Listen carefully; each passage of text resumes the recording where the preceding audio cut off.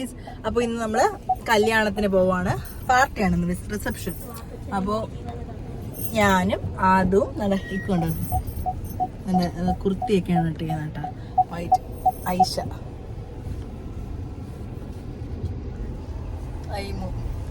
ഇലിക്കുട്ടി എവിടെ? ഇലിക്കുട്ടി hi. Hi.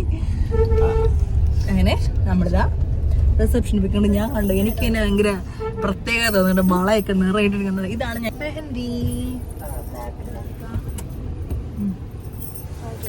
അപ്പോ നമ്മള് ഓഡിറ്റോറിയത്തിൽ പോയിട്ട് കാണാം. ടാറ്റാ.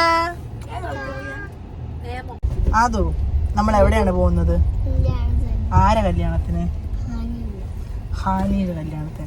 സത്യം പറഞ്ഞാൽ ആക്ച്വലി കല്യാണം കഴിഞ്ഞായിരുന്നു. നമ്മുടെ ഇതിൽ നിക്കാഹ് 1 വർഷം മുമ്പ് കഴിഞ്ഞായിരുന്നു. എന്നിട്ട് പയ്യൻ ഗൾഫിലോട്ട് പോയി.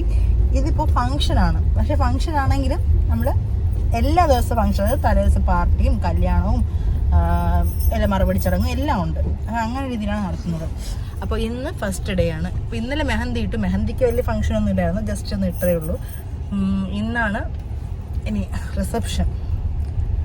ഇപ്പോൾ ഫ്രണ്ട്സൊക്കെ കുറേ പേരുണ്ട്, അതുകൊണ്ടാണ് ഇങ്ങനെ ഇത്രയും ദിവസമായിട്ട് എടുക്കുന്നത്.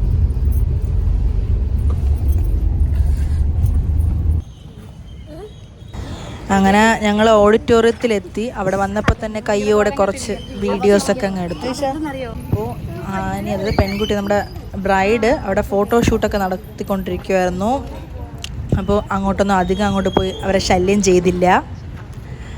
അവർ സമാധാനത്തിൽ ഫോട്ടോഷൂട്ടൊക്കെ എടുക്കട്ടെ അല്ലേ, നമുക്ക് അകത്തുള്ള കാഴ്ചകളൊക്കെ കണ്ടിട്ട് വരാം. അപ്പം ഇനി